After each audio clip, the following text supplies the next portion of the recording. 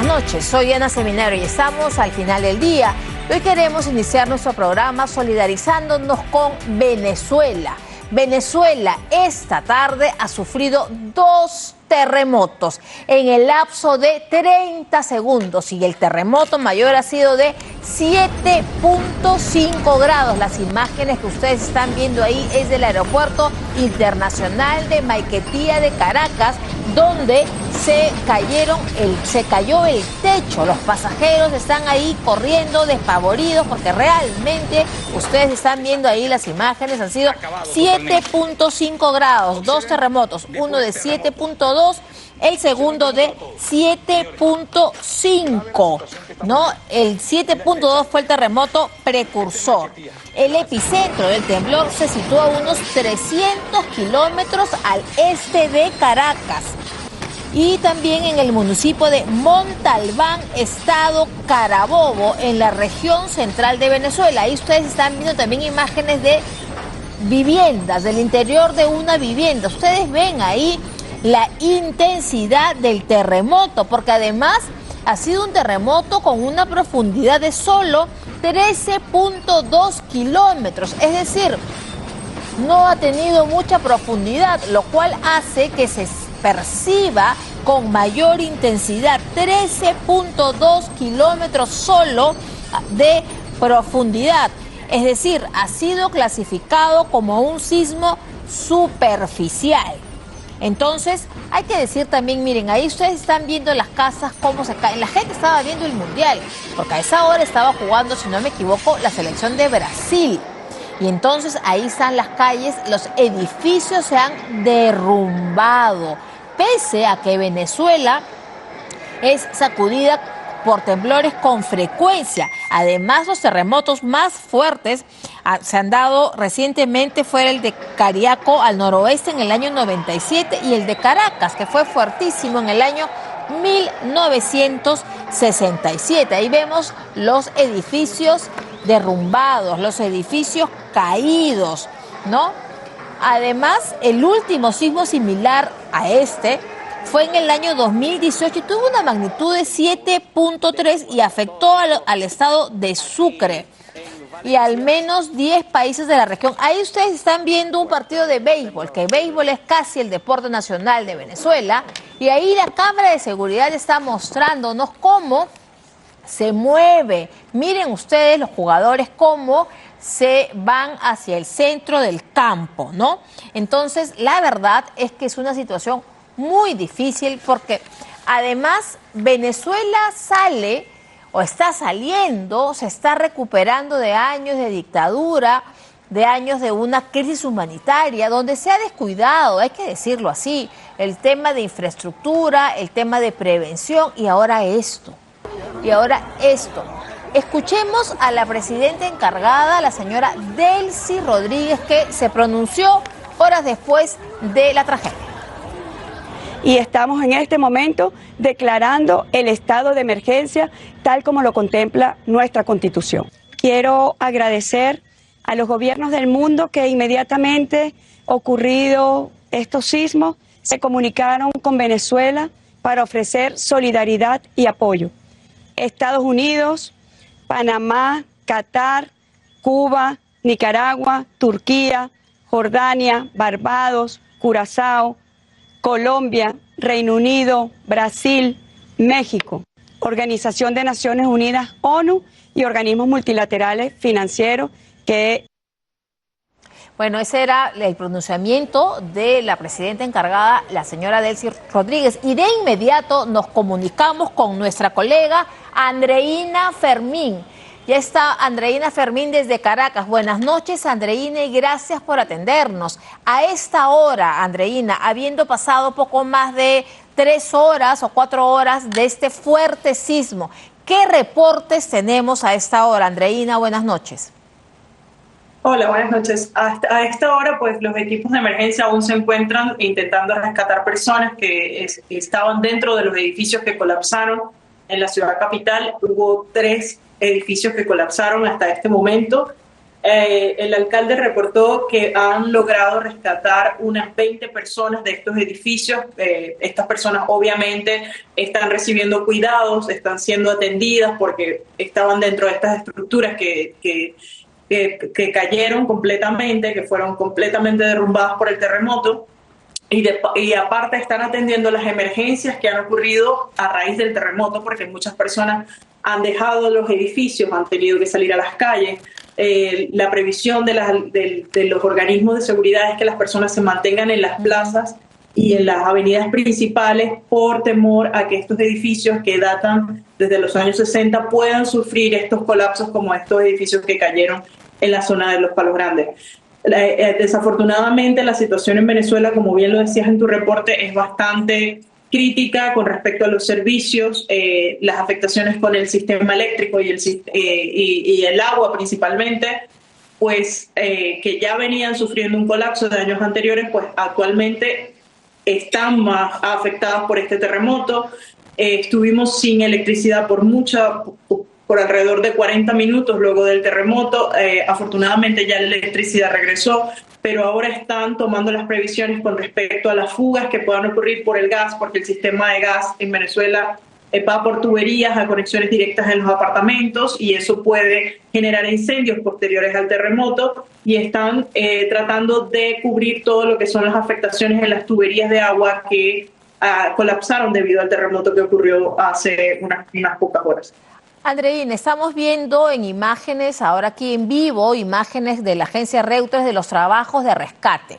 Pero a esta hora se tiene cuantificado, nos has dicho que son 20 personas rescatadas, porque si se han caído edificios, hay 20 personas que han podido ser rescatadas, pero se puede cuantificar a esta hora si hay muertos, si por desgracia se han perdido vidas en ese terremoto. Hasta este momento no hay ninguna información oficial de muertos, de pérdidas de vidas en este terremoto. No hay información oficial por parte de las autoridades, por parte de la alcaldía de Chacao, donde hubo la mayor afectación. Ni siquiera hay una información oficial emitida por la presidenta de la República. Lo que se ha hablado es de las personas que han sido atendidas, las personas que han sido rescatadas en este momento de los edificios, y de las afectaciones que ha habido en estos momentos de las personas que están siendo atendidas, porque recordemos que en esta zona también hay muchísimas edificaciones, centros de salud, que también están atendiendo a todas estas personas que estaban dentro de estos centros de salud en el momento del terremoto, y todas esas personas necesitaron ser desalojadas en ese momento. Disculpen, eso fue una réplica y pues se alteró todo aquí. Hemos tenido unas 20 réplicas después del terremoto. 20 réplicas. ¿Cuáles han sido, si bien es cierto, Caracas, podríamos decir que la capital está muy afectada, pero qué otras localidades son los que podríamos decir a esta hora que son las más afectadas? A esta hora, pues, aparte de la Gran Caracas, han sido afectados La Guaira, que es el estado vecino a Caracas, que es donde está el aeropuerto internacional que surte a la ciudad de Caracas, el cual cerró operaciones debido a las afectaciones que sufrió el aeropuerto. También han sido afectados los estados Carabobo, Aragua, porque son los estados más cercanos a la zona donde ocurrió el epicentro del terremoto como tal. La presidenta declaró que estos 4 o 5 estados están en estado de emergencia por el momento. No tenemos una cuantificación de daños o de víctimas fatales hasta ahora, pero las autoridades están trabajando arduamente por intentar rescatar a la mayor cantidad de personas posibles de estos edificios. Hay un dato importante, y es que en Venezuela el día de hoy es un día feriado. Nosotros no estábamos en actividad laboral, por lo tanto la mayoría de las personas estaban en sus casas descansando cuando ocurrió este evento. Nosotros no estábamos en nuestros trabajos ni en las calles, estábamos en nuestras casas porque es una fecha, es un día no laborable, y pues lamentablemente la situación nos tomó totalmente desprevisto por eso. Bueno, pero de algún modo, por decirlo, las familias estaban reunidas, es decir, los niños no estaban en el colegio, las personas no estaban en las oficinas. De algún modo esto ha servido, quizás, me atrevo a decir, a minorar quizás en algo el daño, pero yo al inicio del programa decía que Venezuela está en medio todavía de una crisis. Entonces, los temas de prevención, los temas de todos los gobiernos o los estados tienen sistemas, por ejemplo en el Perú, de defensa civil, tienen sistemas de respuestas ante desastres. ¿Cómo encuentra estos sistemas de respuesta ante desastres? ¿Cómo se encuentran actualmente en Venezuela? Me dices que no hay información, pero ¿cómo ha sido o cómo es la capacidad de respuesta? Desafortunadamente Venezuela no es un país con una cultura sísmica amplia ni arraigada, a pesar de que nosotros hemos tenido eventos como el que ocurrió en Sucre en 1997, donde murieron alrededor de 70 personas y más de 200 heridos. Nosotros no tenemos esta cultura sísmica como otros países que se preparan, que hacen actividades, que educan en los colegios para que las personas sepan qué hacer. No es algo a lo que nosotros estamos acostumbrados. O sea, nosotros no tenemos la cultura de México o Chile para manejar este tipo de situaciones y tampoco tenemos equipos de respuesta ante estas situaciones que estén preparados para esto. No tenemos la suficiente preparación para atender una emergencia de este tipo porque no es algo que es frecuente en este país. Andreina, es muy grave lo que nos dice, es que no tienen una cultura sísmica, habiendo tenido un último sismo grave el 2018. Entonces, no, cuando dices que no hay una cultura, digamos, no hay simulacros de evacuación como hacemos, por ejemplo, en el Perú, eso no existe en Venezuela. Desafortunadamente no, nosotros no tenemos simulacros de evacuación regulares, frecuentes, como en otros países que estipulan días para hacerlo. Así es. No. Algunas instituciones, algunas escuelas, algunas embajadas toman unos días específicos para hacerlo, pero un simulacro general, como ocurre en otros países, en Venezuela no se hace. Ahora, en cuanto a las estructuras antisísmicas, los países donde tenemos, digamos, propensión a los sismos, las edificaciones se hacen con reglas muy específicas respecto a construcciones antisísmicas. Hemos visto, Andreina, que los edificios se han caído así en bloque. ¿Hay fiscalización para que se cumplan con los requisitos de edificaciones antisísmicas? ¿Esto se fiscaliza? Me atrevería a decir que hay muchísimas edificaciones que no cumplen con las regulaciones por lo que hemos visto. Y recordemos que no solo serían las edificaciones. Venezuela tiene uno de los barrios más grandes de América Latina, como lo es Petare, y otras barriadas de gran envergadura, donde estas construcciones son realizadas sin ningún tipo de regulación, son construcciones empíricas hechas por la misma persona, que lamentablemente van a sufrir cuando una situación como esta las afecte. Nosotros hemos visto cómo las vaguadas que han ocurrido luego de las lluvias fuertes en Venezuela se han llevado a estas edificaciones en las barriadas. Pues ahorita, cuando ocurre una situación de emergencia como esta, pues obviamente estas barriadas son afectadas. No únicamente los edificios, los barrios donde vive la mayoría de las personas de la población de mayor riesgo están allí y obviamente están siendo afectados. Bueno, muy preocupante lo que nos dices, Andreina, porque todavía, al parecer, y con los datos que nos das, no podemos todavía establecer la magnitud del daño humano, sobre todo de ese terremoto. La presidenta decía que va a venir ayuda, o que por lo menos ya hay gobiernos que se han comunicado, como Estados Unidos, como Reino Unido, como México, Panamá, Colombia. Están a la espera porque esa ayuda, sobre todo en las primeras horas, va a ser fundamental. ¿Cómo podría canalizarse esta ayuda y qué saben, Andreina? Hasta el momento solo tenemos la información por parte de la presidenta de que están esperando recibir esta ayuda. Sin embargo, la duda surge de por dónde se va a poder recibir, porque actualmente pues el principal aeropuerto se encuentra con operaciones suspendidas por las afectaciones. Exacto. Entonces hay que evaluar cómo el gobierno nacional pretende que esta ayuda llegue al interno de Venezuela, porque sabemos que en las primeras horas pues los esfuerzos se focalizan en atender a las personas más afectadas que están en las construcciones que han sufrido los daños, pero luego de eso, al transcurrir las horas, pues empieza la solicitud de agua potable, alimentos no perecederos para todas las personas. Como te indicaba, en Venezuela el sistema de gas va por tubería y muchísimas de estas tuberías van a ser es necesario que sean cerradas para evitar incendios o situaciones posteriores que puedan ocurrir luego del terremoto. Escuchamos temprano un reporte de Diosdado Cabello que decía que iban a cerrar las tuberías de gas, ¿no? Andreina, te quiero hacer una pregunta más personal. ¿Cómo recibiste tú tu experiencia respecto a este terremoto, a estos dos terremotos? ¿Cuál fue tu experiencia? Fue unos 39 segundos bastante angustiantes. Yo vivo en un edificio en el piso 11, en esta zona donde están estos dos edificios que se derrumbaron. Yo vivo en la misma cuadra de estos dos edificios y pues la estructura obviamente se movía incansablemente. Todo lo de la casa se vino abajo.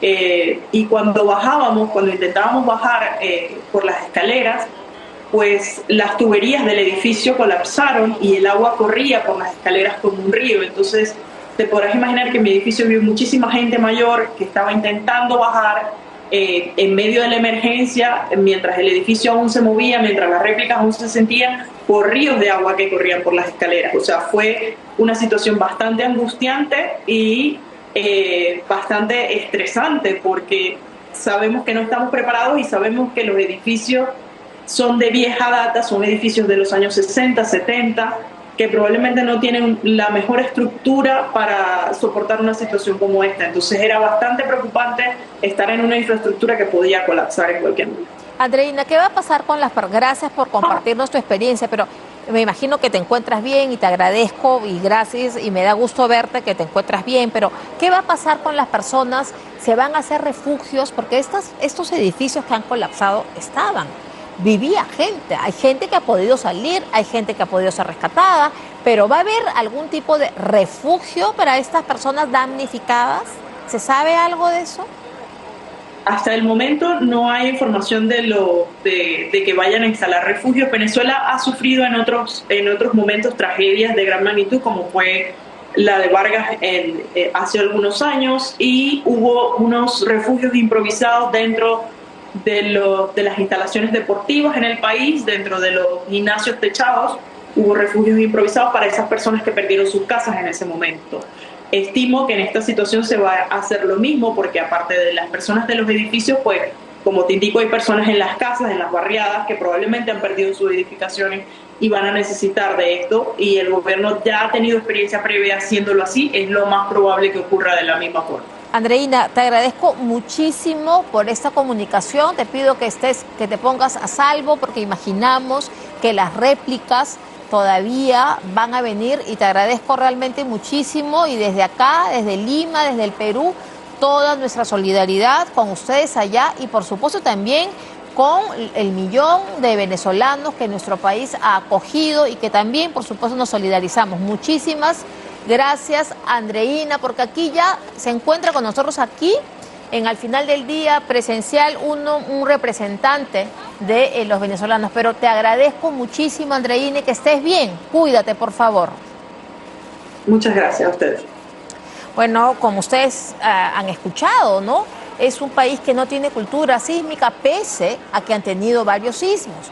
No están preparados, las construcciones no cumplen con los requisitos antisísmicos. Realmente puedo afirmar que esta es una tragedia cuya magnitud todavía no conocemos, porque el panorama que nos ha descrito nuestra colega Andreina y las imágenes que hemos visto y la preocupación de la señora presidenta encargada realmente nos hace pensar, nos hace presagiar que el saldo va a ser lamentable. No queremos alarmar, pero lo que hemos escuchado y lo que hemos visto, podemos presagiar que cuando tengamos un saldo, cuando podamos conocer las noticias, desgraciadamente apuntarían a que no van a ser buenas. Bueno, yo le doy la bienvenida y le agradezco mucho por estar aquí ahora con nosotros a Darwin Izaguirre, que es el coordinador de 20 Venezuela en el Perú. Buenas noches, bienvenido, Darwin, y la oportunidad. Mi solidaridad, Muchas como gracias. se le expresé a mi colega Andreina. Los exiliados, los venezolanos en el mundo, ¿Qué van a hacer o qué están haciendo para poder...? Has escuchado, Darwin, lo que nos ha contado Andreina, que realmente es muy preocupante. ¿Cuáles son tus impresiones y qué es lo que van a hacer? Se necesita ayuda. Sí, bueno, primeramente, saludar a todos los venezolanos, nuestra solidaridad desde el Perú, tanto a las familias, a las víctimas, a los damnificados. Nosotros inmediatamente cuando llegó la información del terremoto o de ambos terremotos, lo primero que hicimos fue comunicarnos con nuestra familia, a ver cómo estaba la situación en Venezuela. Porque primeramente en Venezuela, como saben, siempre hay problemas con los servicios públicos. Falla la electricidad, falla el agua, falla las líneas telefónicas. Entonces era evidente que ante un terremoto de esa magnitud, o ante esos dos terremotos, iban a fallar también las líneas telefónicas. Evidentemente eso sucedió.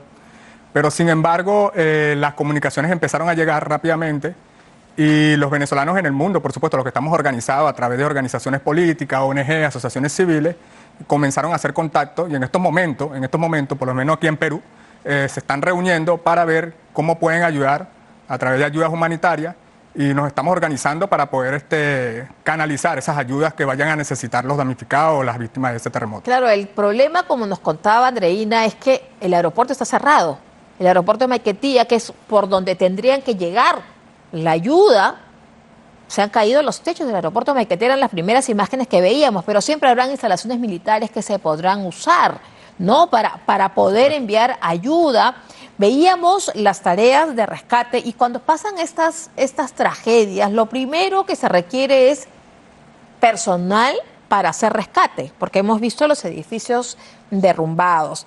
¿De qué manera se están organizando? ¿Están acopiando material? ¿Cómo van a organizarse? Sí, bueno, primeramente hay que evaluar los daños, cuántas personas son damnificadas, cuántas víctimas realmente hay en ese terremoto, en esa crisis que va a venir eventualmente posterior a ese evento sísmico. Pero más allá de eso, el centro del país es una zona donde viven más de 10 millones de venezolanos. Es decir, donde ocurrieron los dos terremotos es una zona donde está la principal ciudad de Venezuela y hay dos ciudades principales también como Maracay y Valencia. Valencia tiene 2 millones de habitantes, Maracay tiene más de 1 millón de habitantes. Y la zona metropolitana de Caracas más el estado Vargas. Estamos hablando que es una zona donde conviven más o menos 10 millones de venezolanos.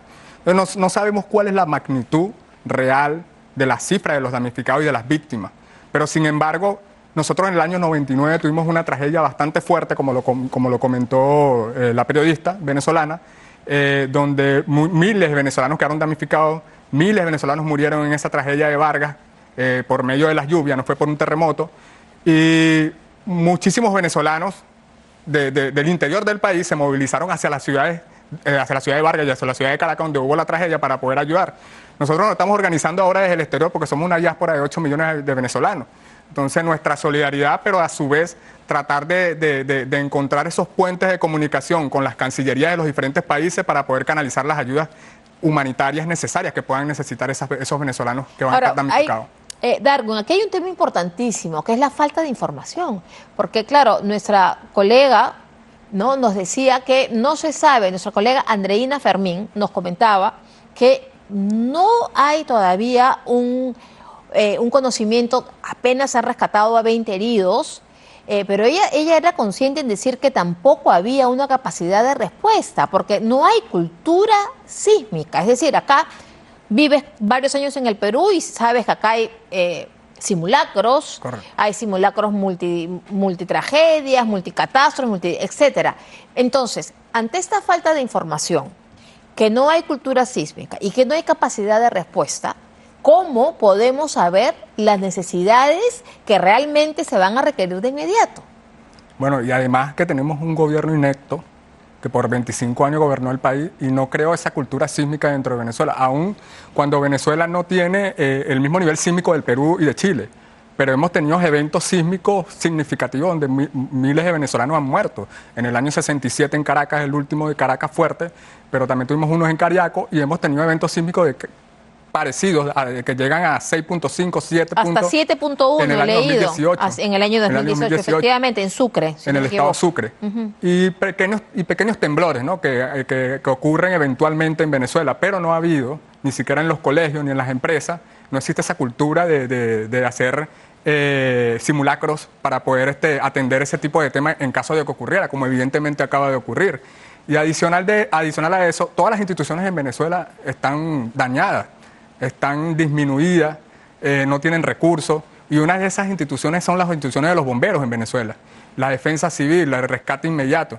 Entonces nosotros sabemos realmente cómo está la situación en Venezuela, cómo está la situación dentro de los hospitales con falta de insumos, falta de médicos, falta de asistencia médica inmediata, falta de vehículos para movilizar a los heridos. Entonces esa situación es bastante compleja y es por eso que vamos a necesitar sí o sí la ayuda de los países del mundo que se han ofrecido a prestar esas ayudas, pero no solamente para el rescate, sino también en equipos, en movilización y en personas que trabajan en el área de salud para poder atender a los heridos. La verdad que es una tragedia que encuentra a un país ya disminuido, a un país que sale o que intenta salir de una crisis, pero cuyas instituciones están absolutamente melladas por la corrupción, por supuesto. No se sabe todavía el número de muertos. Si es que hubiera, esperemos que no, pero las imágenes nos dicen desgraciadamente lo contrario. Entonces, Darwin, una cosa muy práctica. Los venezolanos que no todos están afiliados al 20 de Venezuela o que no todos están afiliados a las organizaciones cívicas y civiles que hay en el Perú, ¿cómo pueden comunicarse con ustedes si quieren ayudar? Si quieren saber cómo están sus familiares, porque no han podido comunicarse con ellos, ¿qué lazo van a establecer aquí los venezolanos en el Perú? Primero, para tener información, que es lo más importante, y segundo, para canalizar ayuda. Sí, por supuesto. Bueno, en estos momentos nuestros equipos, a través de la Coordinación de Asociaciones Ciudadanas, se están reuniendo con las ONG y asociaciones civiles de venezolanos, bueno, también peruanos acá en el Perú y algunas instituciones que tratan temas de derechos humanos, para poder canalizar esas ayudas. Pero más allá de eso, para que el venezolano que vive en cualquier parte de Perú, que forma parte de esa diáspora gigantesca, de más de 1 millón de venezolanos que están acá, todos los canales de información a partir de mañana van a estar activos a través de nuestras redes sociales, la página del Comando con Venezuela, de 20 Venezuela en el Perú, y adicional a eso las páginas de las organizaciones sociales. Y también vamos a estar, por supuesto, a través de los medios de comunicación, enviando notas de prensa y a través de un comunicado oficial que vamos a hacer para poder entonces hacer esa canalización de las ayudas que se van a requerir y que podamos nosotros aportar desde el Perú. Bueno, Darwin, muchísimas gracias, reiteramos nuestra solidaridad y estén atentos aquí los venezolanos en el Perú y los peruanos en general que quieran ayudar con las redes sociales de 20 Venezuela, Comando con Venezuela, y también hay una asociación de venezolanos en el Perú, porque los hermanos venezolanos están en todo el Perú y sin duda, ¿qué duda cabe que van a querer estar no solamente informados, sino también poder canalizar cualquier tipo de ayuda? Muchísimas gracias, Darwin. Gracias a ustedes. Muchas gracias. Bueno, hacemos una muy breve pausa y volvemos con el tema electoral con José Manuel Villalobos. Volvemos.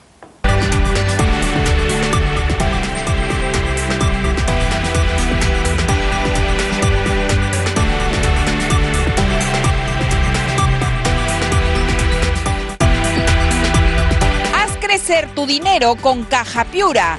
Hablemos menos, hagamos más.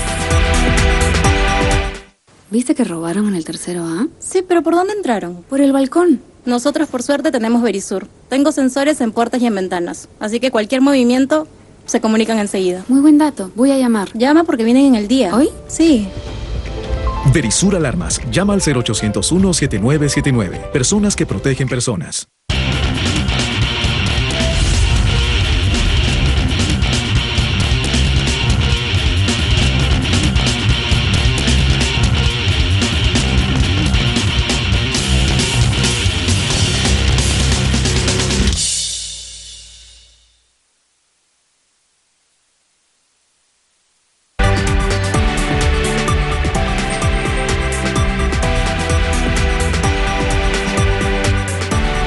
Volvemos al tema nacional que nos convoca a todos, el tema de las elecciones. Hoy día, el Jurado Nacional de Elecciones ha dicho que pueden proclamar entre el 3 y el 7 de julio. ¿Y saben qué pasó hoy día en la tarde? Colombia proclamó al ganador de la segunda vuelta. ¿Cuándo fue la segunda vuelta? El domingo 21. José Manuel Villalobos, buenas noches, bienvenido. Diana, buenas noches, saludos a todos los televidentes de Canal N. ¿Cómo nos explicamos esto, José Manuel? La segunda vuelta en Venezuela ha sido el domingo 21, en Colombia, ha sido el domingo 21. Estamos viendo las imágenes. Esta tarde, como a las 5 de la tarde, ya estaba Colombia proclamando al presidente electo. Y el candidato perdedor reconoció los resultados en la mañana. Hoy día en la mañana. Así ¿no? es, Diana. Bueno, son...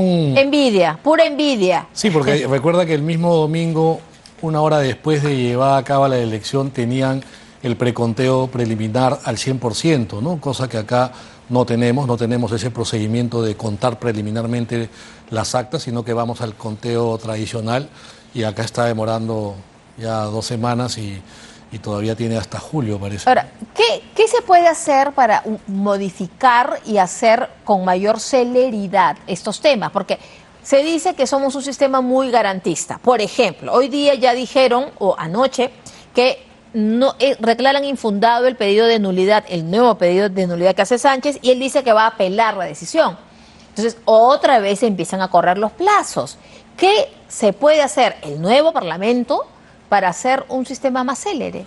Bueno, hay que revisar toda la legislación electoral, años que el jurado planteó los códigos electorales que los congresos, no como 4 congresos nunca han aprobado. ¿Los cuál códigos? Un código electoral y un código procesal constitucional que mejoren la legislación electoral, los contenciosos electorales, que digamos son procedimientos un poco ya desfasados, están demostrando que no responden a, digamos, la coyuntura peruana, donde hay muchas impugnaciones en las últimas elecciones, partidos que impugnan cuando ya venció el plazo para pedir la nulidad. La nulidad de la elección se podía pedir hasta 3 días después de realizada la votación y sin embargo hemos visto pedidos extemporáneos y por lo tanto, como se garantiza la doble instancia, ese pedido, por más que es improcedente, lo apelan para que suba al jurado, pero el jurado no puede decir otra cosa que confirmar la extemporaneidad, ¿no?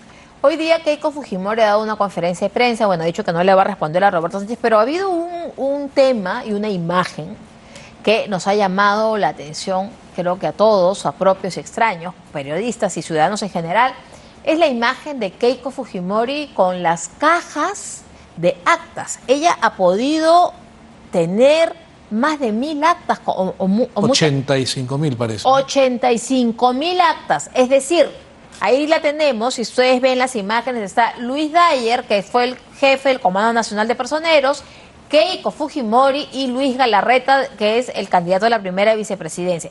Quiere decir entonces que cada personero de los 90.000 que se desplegaron a nivel nacional e internacional, en el extranjero también, ha podido tener un acta. Y de esa manera Keiko Fujimori ha dicho que ahí están las firmas de los personeros de Juntos por el Perú. José Manuel, ¿crees que ha quedado plenamente demostrado la importancia y el valor de los personeros? ¿Primera vez que vemos un hecho de esta naturaleza? Bueno, primera vez que hay un partido que logra organizar una cantidad significativa de personeros. Nunca han logrado cubrir un gran porcentaje de las mesas, porque eso le da, por ejemplo, la posibilidad de tener esa cantidad de actas, con lo cual el partido ha podido llevar su propio conteo y saber cómo va el cómputo del resultado. Y ahí hay una caja que es importantísima, que le hicieron un primer plano segundos antes, son mesas 900K. Las famosas mesas 900K, Fuerza Popular ha tenido personeros en esas mesas. Entonces, claro, creo que esto marca, mejor hago la pregunta, que esto marca un precedente para las organizaciones políticas en las próximas elecciones. Va a dejar como experiencia para los siguientes procesos.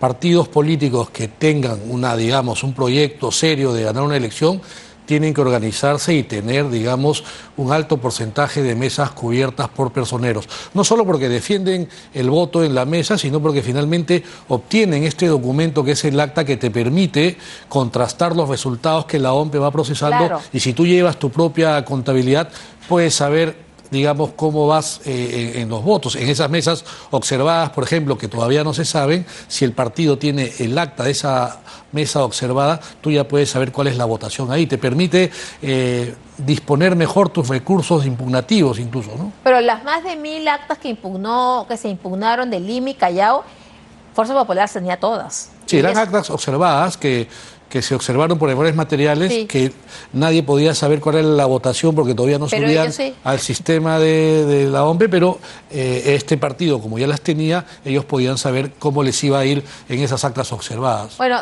vamos a escuchar lo que ha dicho hoy Keiko Fujimori. Veamos. Denuncias que no tienen pruebas, seguir sembrando dudas, meter cizaña.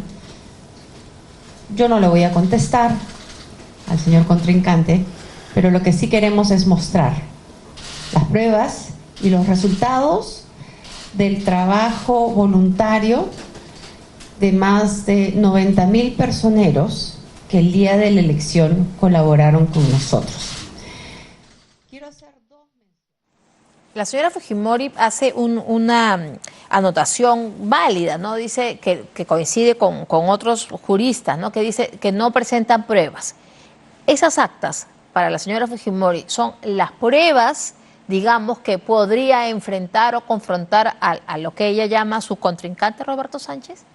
Bueno, esos ejemplares de las actas son los documentos oficiales que en las mesas de sufragio han emitido los miembros de mesa y tienen los resultados tal cual están en las actas que se han llevado al cómputo de resultados. Por lo tanto, es fácil contrastar con esa acta, ¿no?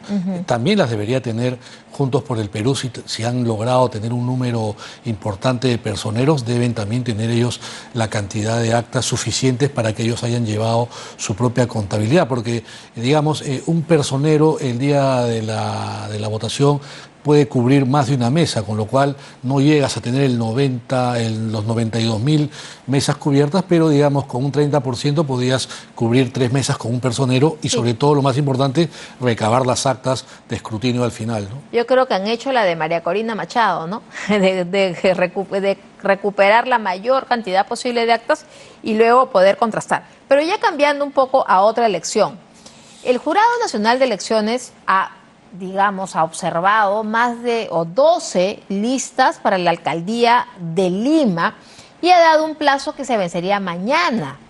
Pero luego he leído que hay otro plazo que es el 5 de agosto, si no me equivoco. ¿En qué estamos con los plazos? Porque ya uno, con tantas listas, con tantas observaciones, se confunde. Sí, ¿Podríamos aclarar eso, por favor? Claro que sí. Vencía el 16 de junio, pero el jurado amplió al 19 de junio el plazo final para inscribir las listas. A partir de ahí, desde que las listas fueron presentándose, no todas se han presentado a último momento, digamos, hay unas que han presentado con precaución antes. Cada lista que va entrando al jurado electoral especial debe ser calificada en un plazo máximo de 3 días. La calificación consiste en que en el jurado electoral especial revisa que la lista y los candidatos cumplan todos los requisitos y aquellos que no cumplen, el jurado electoral especial le hace la observación y le da 2 días para subsanar. No todos vencen mañana, en realidad, vencen dependiendo cuándo lo han notificado a cada partido. Hay unos que vencen mañana, otros que vencían ayer o antes de ayer, o podrían algunas listas todavía no estar calificadas. Depende de cuándo se inscribió uno. Claro, de cuándo ingresó su expediente y el jurado. Ahora, también es un problema porque tenemos 91 jurados a nivel nacional, 12 listas observadas en Lima, pero a nivel nacional hay miles de listas observadas por tonteras, la verdad. Te observan, por ejemplo, porque dice el jurado electoral especial que no acreditan, no pueden verificar que vives 2 años en el distrito donde postulas, cuando el jurado puede estar interconectado con RENIEC y verificar en línea cuál es la dirección en tu DNI y no cargarle el trámite al candidato a que tengan que buscar su DNI hasta el antiguo, porque cuando tú has sacado tu DNI este año, la fecha de expedición, al ser de este año, no acreditas los 2 años. Tienes que buscar tu DNI antiguo. No voten su DNI antiguo. A candidatos que, por ejemplo, son locadores de servicio en el Estado, les piden haber presentado una licencia sin goce de haber, pero el que tiene una locación de servicio no tiene un contrato laboral. Entonces, no tiene contrato de locador de servicio. Claro, tiene contrato de locación, pero no es un contrato laboral, no debe pedir licencia. Son cosas absurdas que los jurados electorales especiales están haciendo, digamos, más burocrático el trámite de escribir estas candidaturas. En el tema de Renovación Popular, que se ha observado el hecho de que el candidato a teniente alcalde o a primer regidor, Rafael López Aliaga, ya ha sido, proclamado senador de la República, vence mañana. Creo que ese partido sí vence mañana su plazo de subsanación. Son 2 días, como te dije, para subsanar. Ahora, me parece, a ver, sácame si me equivoco y hago la pregunta, me parece que lo que ha hecho el jurado es un poco patearle la solución al Congreso. Es decir, ustedes vean qué hacen con el senador electo Rafael López Aliaga, si jura, si no jura, pero él aquí tiene que venir ya sin ser senador para poder inscribirlo. Pero no, entonces mañana no se va a resolver eso. No, el Jurado Nacional no inscribe las listas, no tiene nada que ver el proceso el Jurado Electoral Especial, de que López Aliaga haya declinado a asumir el cargo de senador y que se llame al accesitario, no tiene nada que ver con su postulación, porque esa la califica un jurado electoral especial. El jurado electoral especial lo que le ha dicho a Renovación Popular es que han tomado conocimiento de que él ha declinado y que habría presentado la documentación y por lo tanto le está pidiendo que acredite que ha declinado. Eso es lo que yo entiendo de la resolución, ¿no? O sea, él le dice, tú no quieres ser, pero ¿qué te tengo que acreditar? O sea, ¿qué tiene que acreditar López Aliaga? Bueno, al jurado electoral especial, de lo que leo de la resolución, es que le pide acreditar que ha presentado al jurado un documento señalando que no va a ser Pero eso es una declaración jurada, ¿eso es legal? Mira, yo tuve la oportunidad en un momento de ser secretario general de la Municipalidad de Lima en el año 2015, me acuerdo, y tuvimos un caso similar porque los regidores, al igual que los senadores, son personas elegidas por voto popular, es un cargo representativo y también no pueden renunciar al cargo por mandato del artículo 194 de la Constitución. Y recuerdo yo un caso de una persona que había sido elegida regidora, ¿no? Con Luis Castañeda, me acuerdo, y esta regidora no quiso jurar al cargo, no asumió.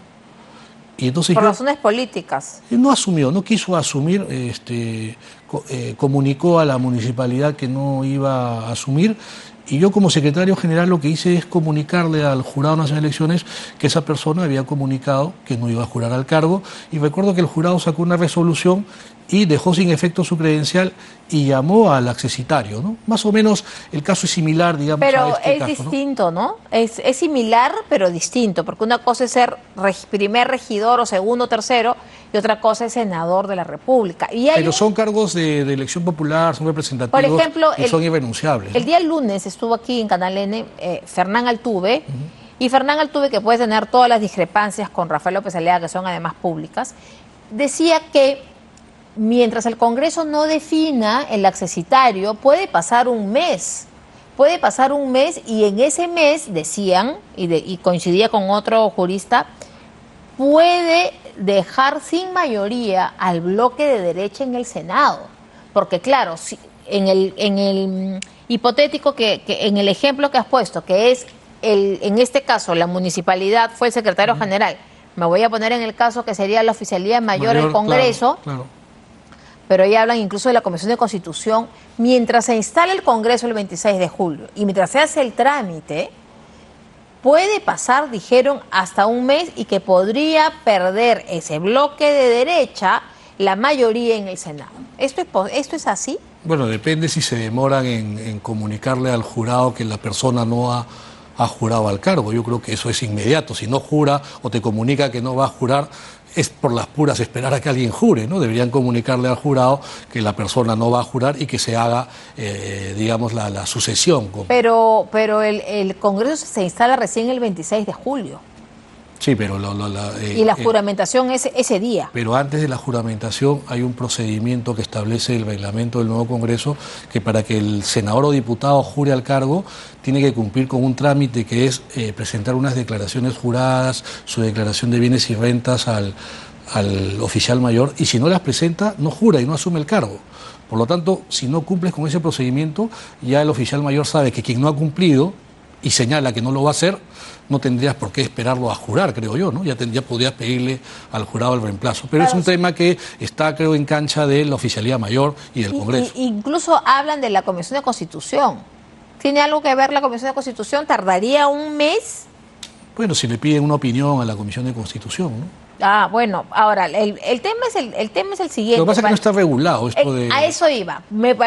Todo hace presumir que aquí hay un vacío legal. Hay un vacío que hay que aplicar la interpretación de las normas, los precedentes, etcétera, ¿no? Porque el tema de senador o diputado es renunciable.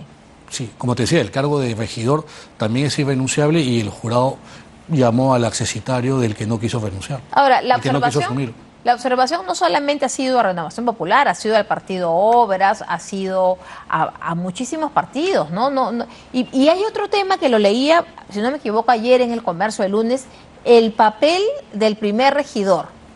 Por ejemplo, en Acción Popular está yendo como primer regidor el señor Pedro Gamio, que ha sido es conocido porque ha sido director de Petroperú. Está yendo Harold Forsyth como primer regidor de Obras, y así otros personajes que de pronto aparecen como primer regidor en un tema que antes, creo que es primera vez que se ve esta figura, ¿o hay algún precedente? De estos primeros regidores que de pronto cobran una inusitada importancia. No, siempre la lista, o sea, una lista municipal está integrada por el alcalde y un número de regidores que van del 1 al 39, por ejemplo en Lima, que son 39 regidores, pero siempre al primer regidor, que también se le conoce como teniente alcalde. Pero ahora se llama primer regidor. La ley lo reconoce como primer regidor o como teniente alcalde, viceversa, y ahí el regidor número 2 y el número 3 es básicamente para un efecto de sucesión, ¿no? Ahora, hay un tema, volviendo al tema de Roberto Sánchez, que es que Juntos por el Perú ha perdido el 10% del financiamiento público y pagará una multa de 181.500 soles como sanción por falta grave en las elecciones del 2021. Es decir, esto tiene que ver con el juicio oral que ya va a empezar. Sí, es por un tema de el financiamiento público que los partidos reciben y no han no han hecho un uso adecuado de ese financiamiento. Cuando un partido, hace un uso inadecuado del financiamiento público, la gerencia de supervisión de fondos partidarios de la OMPE es la que lleva el proceso sancionador. El jefe de la OMPE emite la sanción y esta sanción puede ser apelada al jurado, quien resuelve en última instancia, y creo que ha confirmado la sanción, ¿no? A ver, entonces esto es por el uso indebido del financiamiento público, que es decir, que no se usó para temas didácticos o de académicos. O también dentro de su funcionamiento ordinario creo que habían personas que desconocían, o sea, que habían pasado como que ellos habían dado el servicio, pero que desconocían, ¿no? O sea, eso no tiene nada que ver con la falsa declaración ante la OMPE.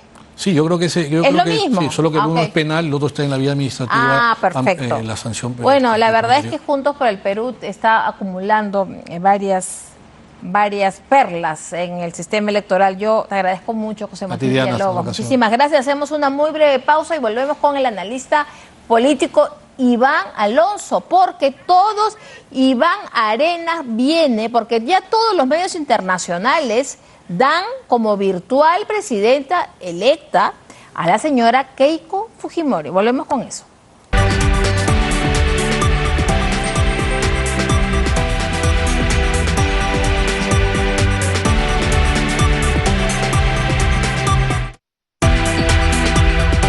Crecer tu dinero con Caja Piura. Hablemos menos, hagamos más. De lunes a viernes, no se pierde el horario estelar de Canal N. A las 19 horas, en Portada, con Mario Ghibellini. A las 20 horas, primero a las 8, con Angélica Valdés. A las 21 horas, Cuentas Claras, con Omar Mariluz.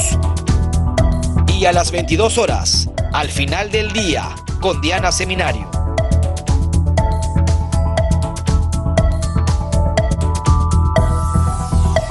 Canal N, noticias en vivo, minuto a minuto.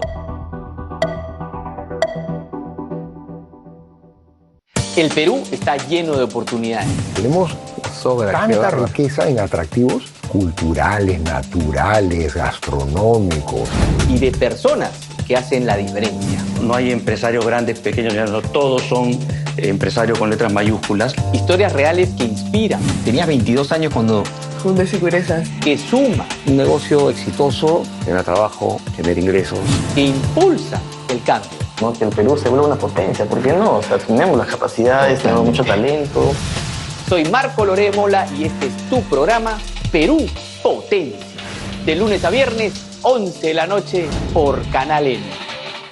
Gracias a Grupo DC.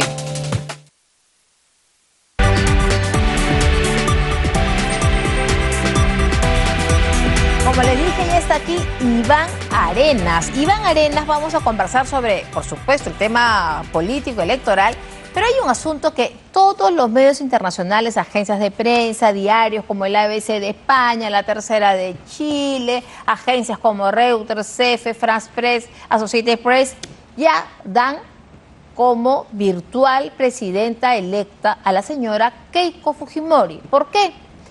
Porque las actas que faltan por contar, que son poco más de 100, 150, la diferencia de votos es menor, digamos, a lo que falta por contar. Entonces ya, como lo decíamos aquí ayer, el resultado es irreversible. Solo falta que Roberto Sánchez admita que el resultado, pues, es irreversible. Buenas noches, Iván, bienvenido. Diana, muchas gracias por mi invitación. Bueno, aquí hay un problema, ¿no? Porque mientras ya el jurado todavía no proclama, ya esto es una situación irreversible, como decía, que ya los medios de comunicación la dan como virtual ganadora, pero no se avanza en las transferencias.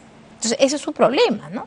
Exactamente, fíjate, pero yo creo que hay una especie de obstruccionismo de parte político, evidentemente, ideológico, de parte de los señores de Juntos por el Perú, porque básicamente lo que ellos tienen es una estrategia, no es una estrategia legal, no es una estrategia jurídica, menos una estrategia electoral. Yo creo que ellos ya saben finalmente de que han perdido las elecciones porque han hecho el conteo sus propios técnicos.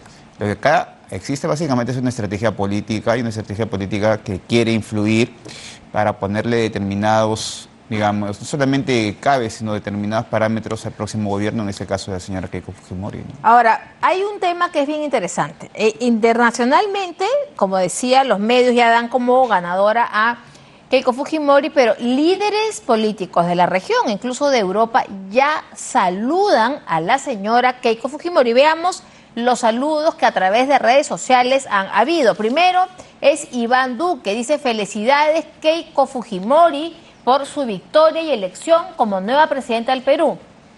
Este resultado envía un mensaje claro en defensa de la democracia, la libertad y la institucionalidad, y abre una nueva etapa de progreso, confianza y desarrollo para el pueblo peruano, ¿no? Ese es el expresidente de Colombia, Iván Duque. Tenemos al expresidente de Ecuador, el señor Guillermo Lasso, que dice: querida Keiko Fujimori, después de años de esfuerzo, perseverancia y convicción, hoy el pueblo peruano le ha confiado una gran responsabilidad, le desea éxito, sabiduría y liderazgo para fortalecer la democracia, recuperar la confianza ciudadana y abrir nuevas oportunidades para todos los peruanos. Tenemos uno más. Ahí está Álvaro Uribe Vélez, otro expresidente de Colombia. Una vez más, el pueblo americano prueba las mieles del desarrollo y prosperidad. Nunca querrán volver atrás. Viva el Perú, viva América, grandes otra vez. El siguiente es Tuto Quiroga, expresidente de Bolivia. Felicidades Keiko Fujimori. Cuando falta contar 0.128% de los votos, tiene una ventaja de 0.24. Este margen ajustado pero irreversible significa que es la nueva mandataria electa del Perú. Esa victoria es producto de su perseverancia y consecuencia. Tardó pero triunfó.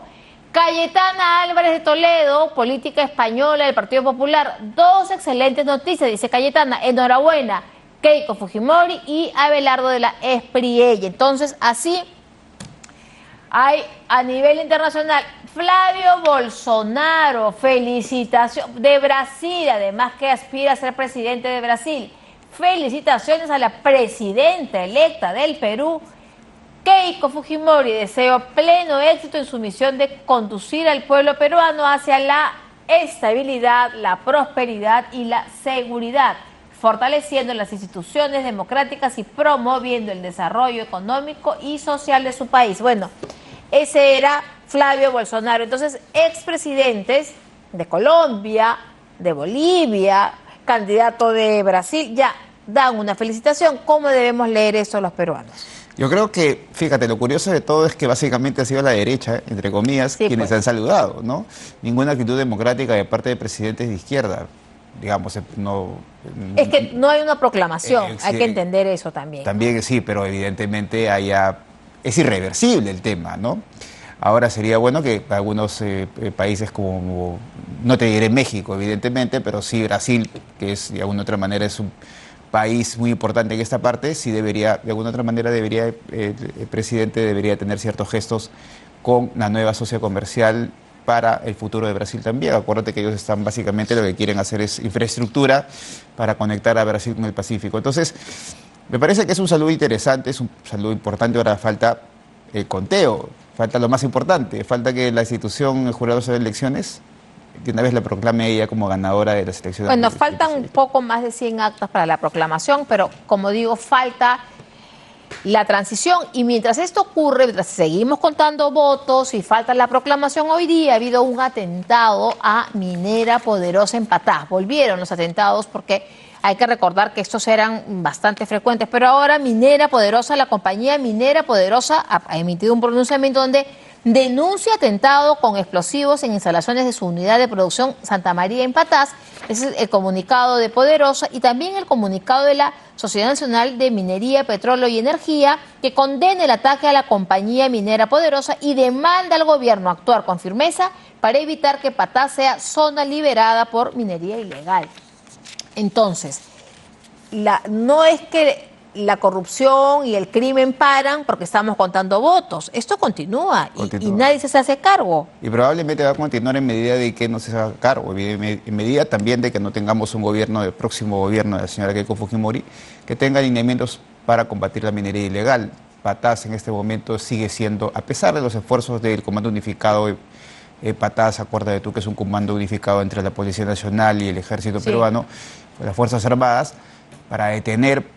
Ha habido unos avances, pero todavía sigue funcionando la minería ilegal con actos terroristas como este, porque es un acto terrorista lo que se ha sucedido, ¿no? Es un acto terrorista donde nuevamente vuelve a sufrir, en este caso, la empresa minera un acto terrorista en sus instalaciones. Ahora, como tú dices, esto todavía va a seguir hacia adelante, pero yo creo que esto de alguna otra manera refuerza la idea de que el próximo gobierno tiene que hacerse cargo de una vez de mejorar la estrategia de intervención con respecto a la minería ilegal, ¿no? Bueno, veamos qué hace, porque la propia Keiko Fujimori y Luis Galarreta ayer han dicho que la criminalidad avanza y no hay todavía una transferencia. ¿Qué prioridad debería tener el nuevo gobierno respecto a estos hechos concretos? Es que la minería ilegal es un hecho que origina criminalidad, es transversal. Cuando se habla de inseguridad, también estás hablando de minería ilegal. Cuando estás hablando de informalidad, también estás hablando de minería ilegal. Acuérdate que la minería informal básicamente es la partera de la minería ilegal.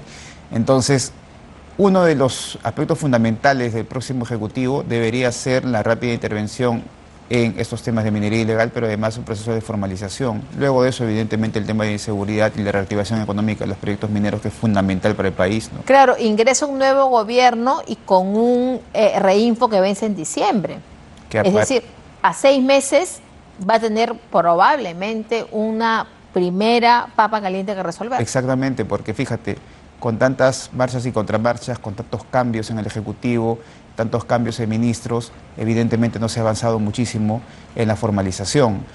El año pasado tuvimos menos de 100 mineros formalizados, no lo digo yo, sino lo dijo en una comisión de energía y minas los funcionarios del Ministerio de Energía y Minas. Para este año no sabemos cuánto hay aproximadamente 22.000 que tienen reinfos vigentes y no se sabe cuántos de esos se han formalizado ya. Yo no creo que sean todos. Entonces eso va a obligar evidentemente a ver y a observar si el reinfo va a tener que ampliarse. Ahora, el problema ya no es ese, sino el problema es qué reinfo ampliamos, qué reinfo se amplía, primero para no crear la convulsión social. No creo que el gobierno se atreva todavía a eso en los próximos 100 días.